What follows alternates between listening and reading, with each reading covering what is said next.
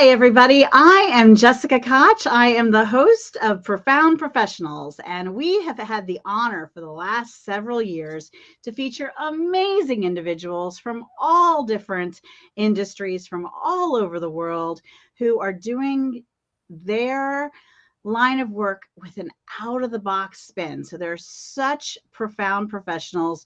And more than that, and beyond that, touching lives in what they do best and with their passion, they also are touching the community and causes in the world in an amazing way. Today, we have the honor of having Kevin Wayne Johnson as our guest. Welcome, Kevin. Hello there. Glad to be with you. Thank you so much for the invitation. My pleasure. Kevin wants you to know better, do better, and lead better based on his teaching, mentoring, and coaching. So, how did you get into this leadership, mentoring, coaching space on your journey? Because I know you had a whole life before that. Absolutely. So it's a culmination of really three things. Number one, I was born into a military family. So my dad is a U.S. Marine. He's doing well even today. He's 85 years young. Yay. And he still thinks he can take me. And I let him think that he can do so. But growing up in a military household taught me very early about what leadership and discipline was all about, because that's what they live.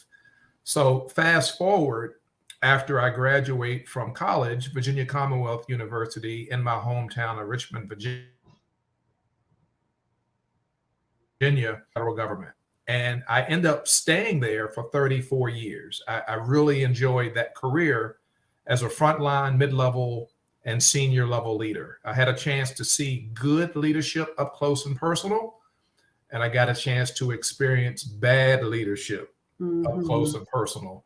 And the former feels much better than the latter.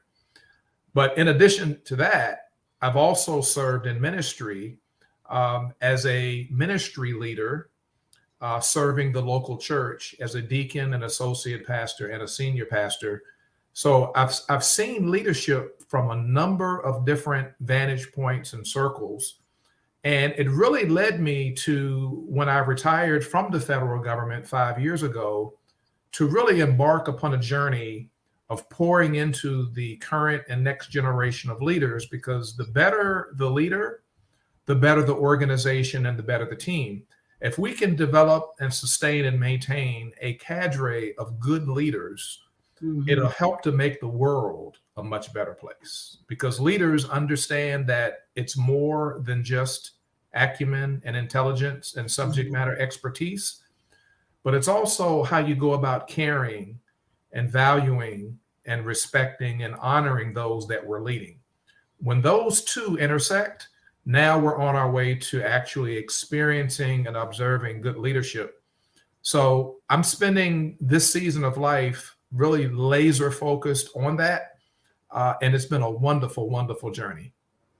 So I'm going to put you on the spot because I didn't ask you this in our prep, but from a leadership standpoint, do you have someone you really look up to? Like, I don't know if you have a special certification with a special organization or group or individual, or a book, or just someone in the leadership space that you've really admired. Because I have one and I want to share mine, but I want to know yours first. So you share with me yours and I'll share with you mine. Absolutely. It'll be my honor. So there are many men and women in the marketplace that I absolutely admire in terms of their leadership. But who I have learned from the most is John Maxwell. Yeah, I love him too. He has taught me the most by way of what he teaches, and then the character in terms of how he carries himself. Well, I'm going to put myself on the spot and make myself look a little bit silly because I know the books this individual wrote, and I can actually see his face in an interview that I watched. That I will try to find this interview link and include it in the article and in the comments later because it was amazing. It's the individual who wrote The 1 Minute Manager, and his name doesn't come to the top of my head right away, but he also did and developed a program, and I think it's even a book, is Lead Like Jesus. And I listened to a YouTube interview with him, and it was very fascinating to me because he wasn't very spiritual or religious at all. Like, didn't have, that wasn't much part of his life when he wrote The 1 Minute Manager, but The 1 Minute Manager took him on a journey of that experience. And I just find that so fascinating. And then I keep that on my, go to read again list. Like, I have a list of books, like Think and Grow Rich and, Getting Things Done and Eat That Frog. Like, there's a couple of books you just got to read more than once, and that's definitely on my read it again list. So excellent. Well, that's an excellent book, and it's really interesting how our journey starts and how we manage the journey, and then how we get to that destination. Every one of us has a slightly different story, but it's all a result of having a spark lit by somebody in our lives who was really a phenomenal leader at that particular point, specifically when we needed it.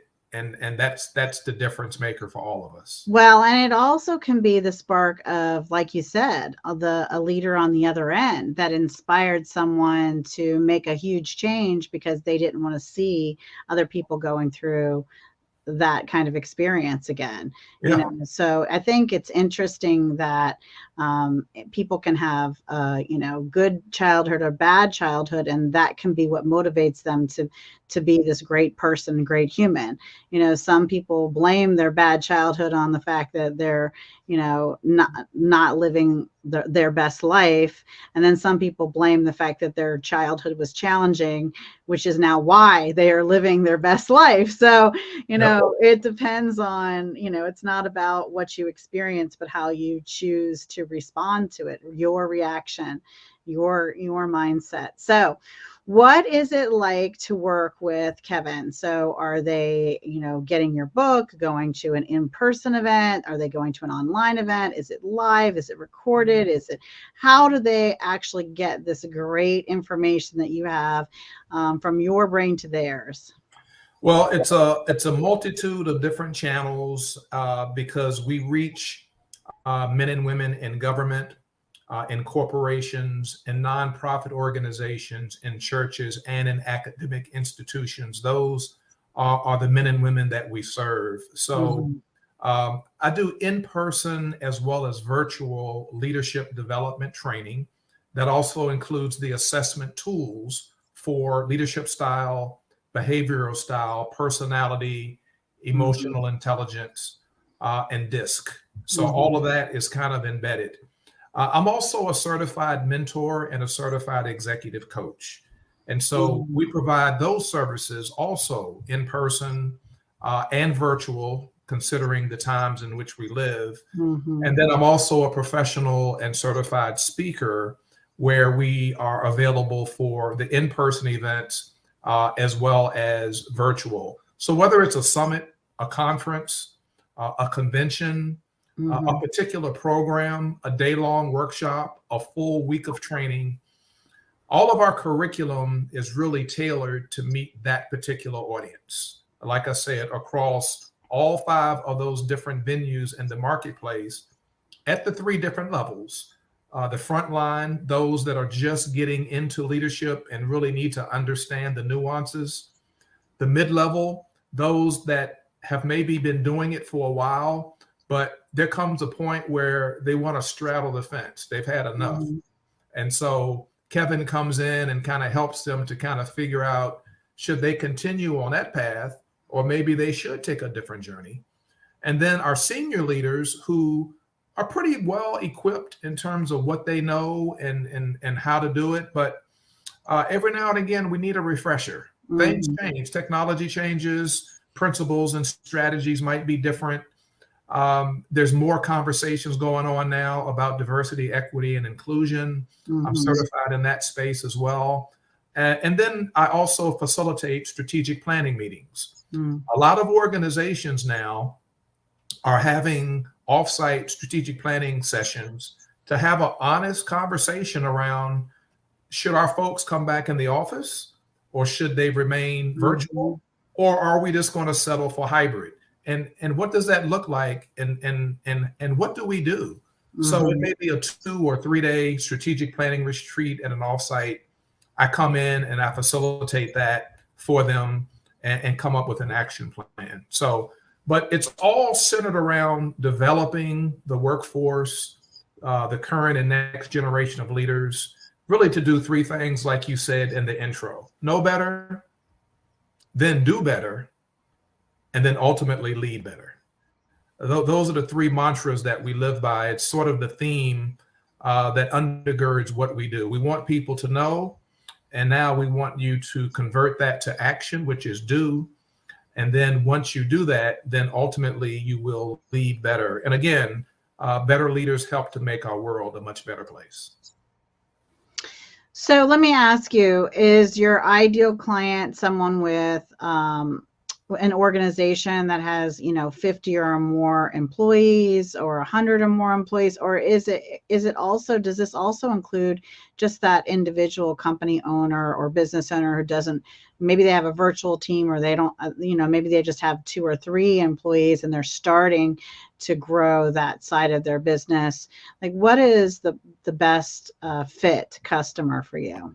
Yeah, so we've learned over the years that always being adaptable and flexible to meet the needs of the customer and the client. So you Mhm. mentioned that X number of employees in a given organization. Mhm. Regardless of the size of the organization, within that organization, there are teams of individuals inside of different units and divisions.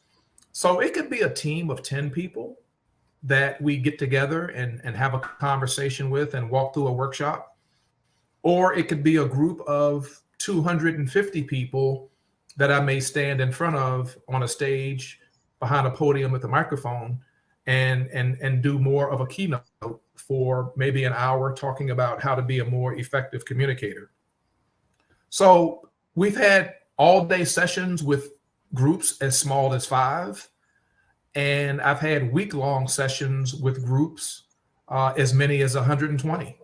It just really depends, and it can be in person and it can be virtual, because we use 5 different technology platforms virtually.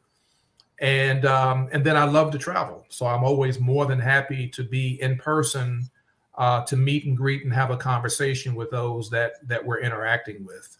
So it really does depend, and whether it's a nonprofit or an academic institution or a corporation or a government agency, they come in all different shapes and sizes.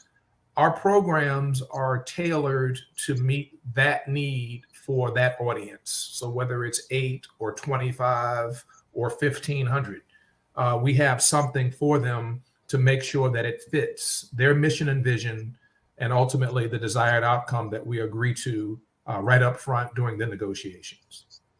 Well, that's really good to know.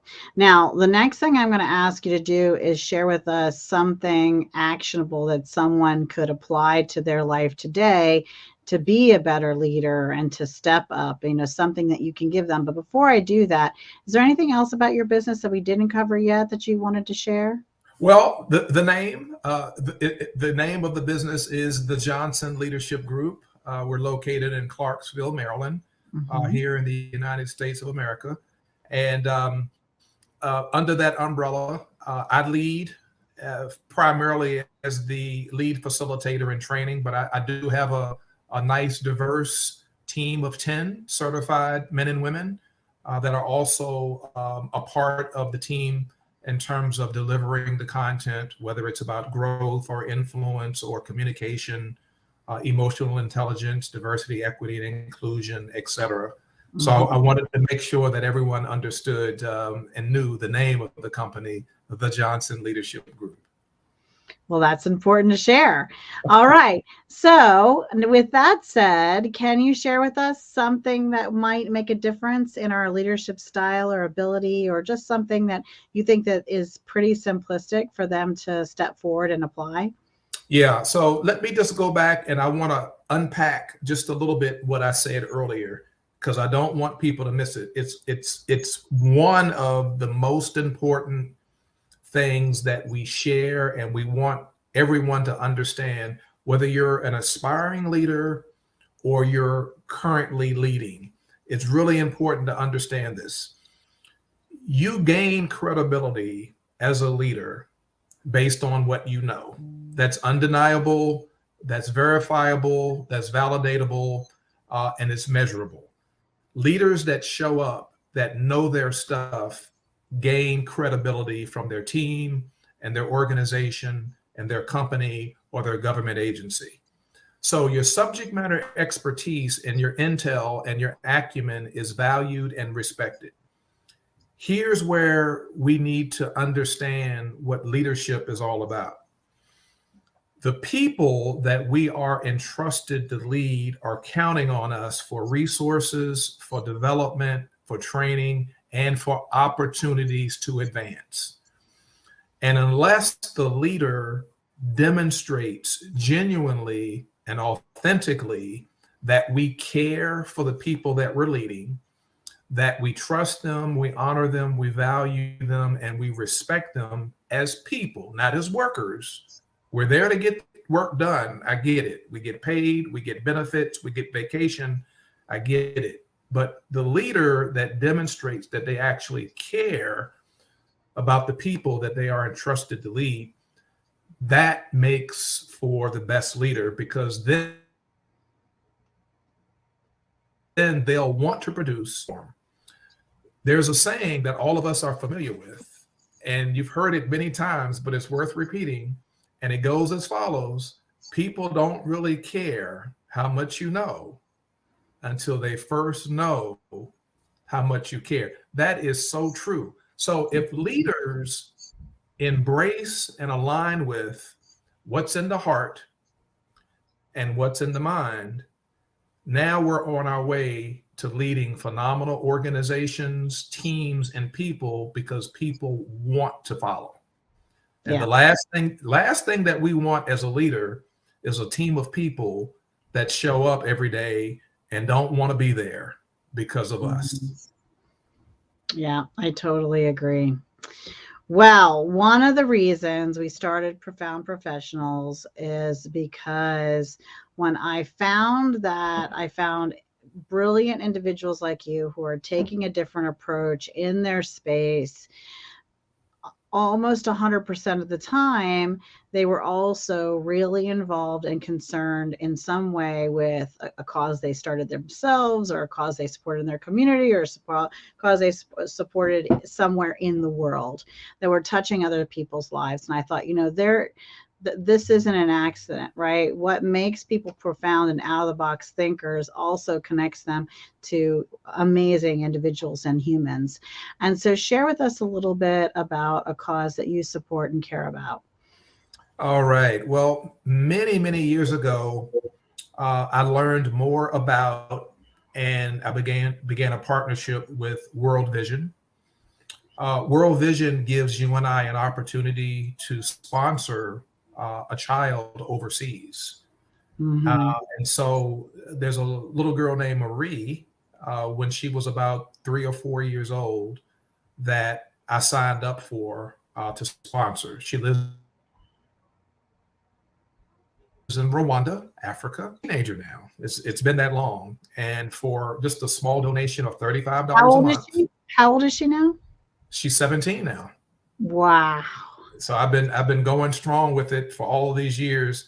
What's really interesting about World Vision is you stay in touch with the child or the family that you're sponsoring. So for $35 a month, you have an opportunity to interact at Easter, Christmas, Thanksgiving, for birthdays. You get mail that comes to your home that from World Vision that you get a chance to write a nice little note and sign it, put it in the mail, send it back.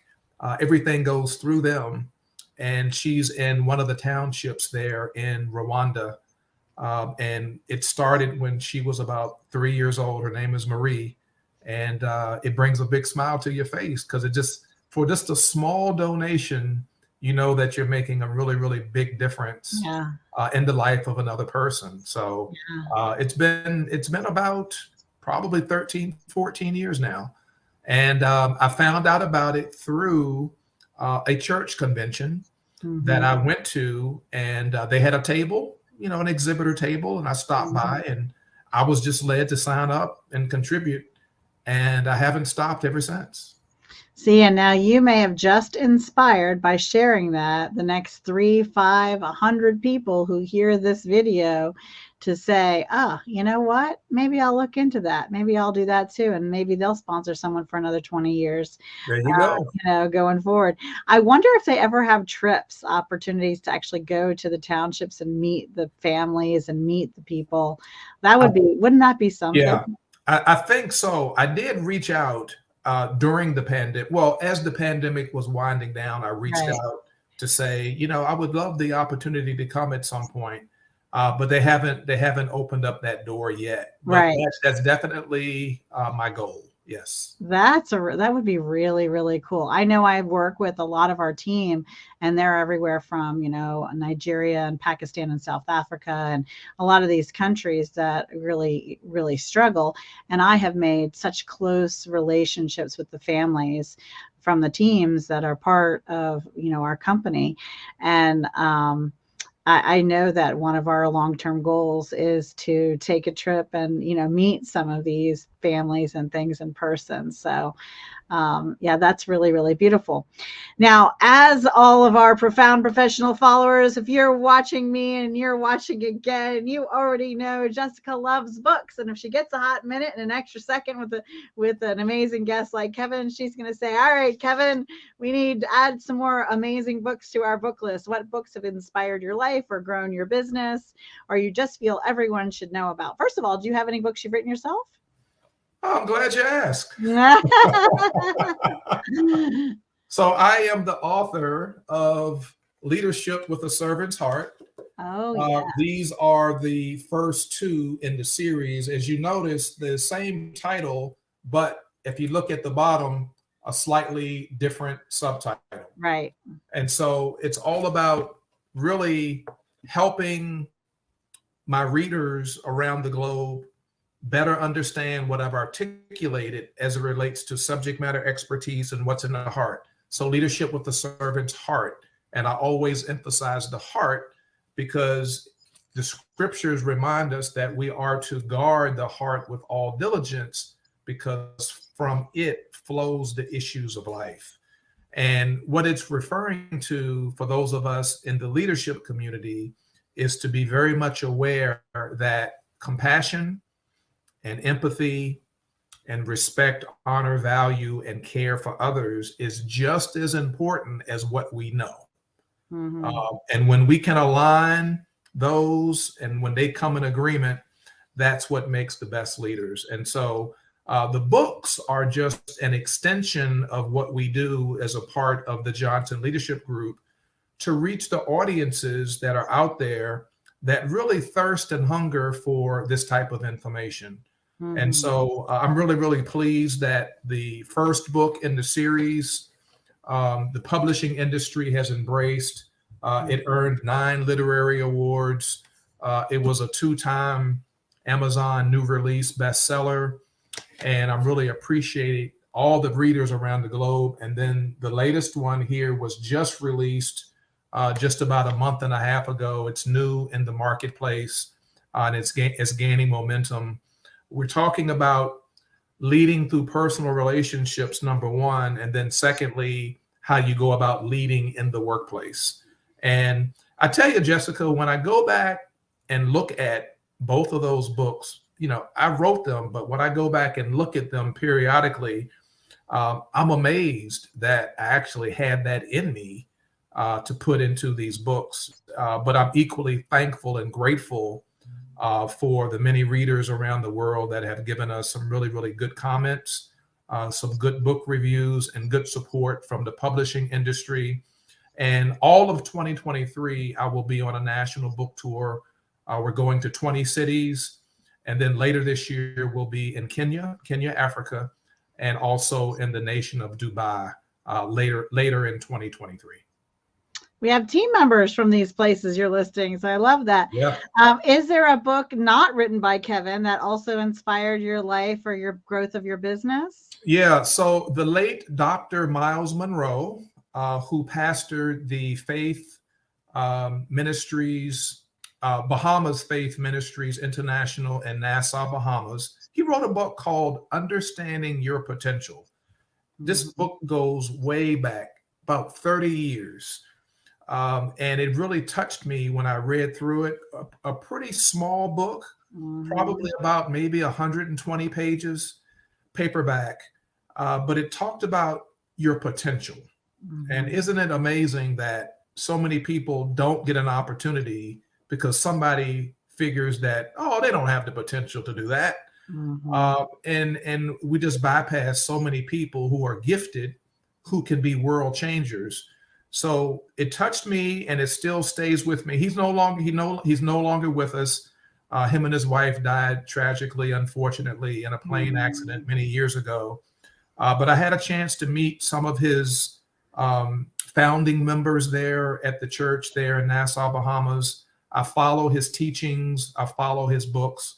But that one in particular, Understanding Your Potential, Dr. Miles Monroe, was a game changer for me decades ago. And I still have a copy of it in my library. I love that. And we will try to get a hold of the name of the book and the author again and post that in the article that we'll have covering Kevin's interview here, as well as in the comments. So if you're watching and following, also make sure you get links to buy Kevin's books if you're interested in looking at that. And that will all be included. So I think we have covered a lot of things here today.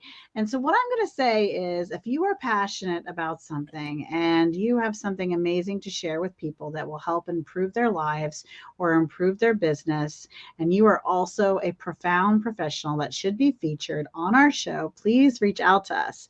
But even better than that, be someone else's hero and ours. And if you know someone who is brilliant, a speaker, a business owner, or someone, again, passionate in their industry that just needs to be on this show, please introduce us to them. You can be their hero and ours. So what a win.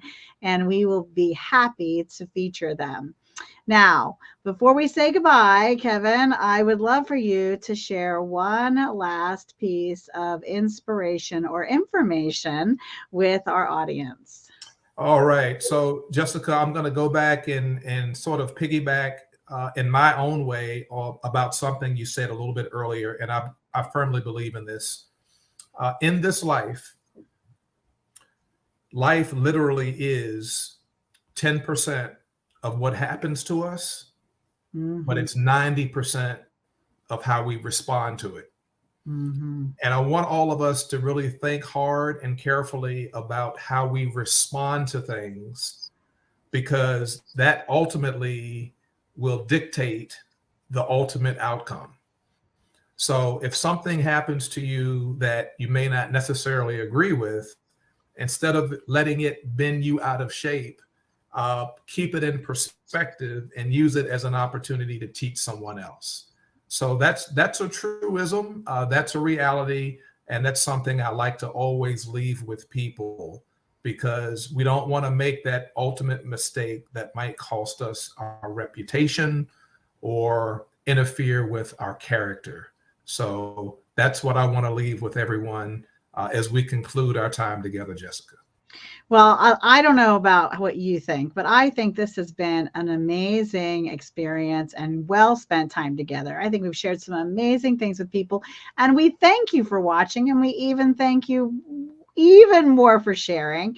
Now, I am, again, Jessica Koch, your host of Profound Professionals, and today our featured guest was Kevin Wayne Johnson. And until next time, Be kind to yourself and be kind to each other. And we'll see you on the next Profound Professionals. Bye, everybody.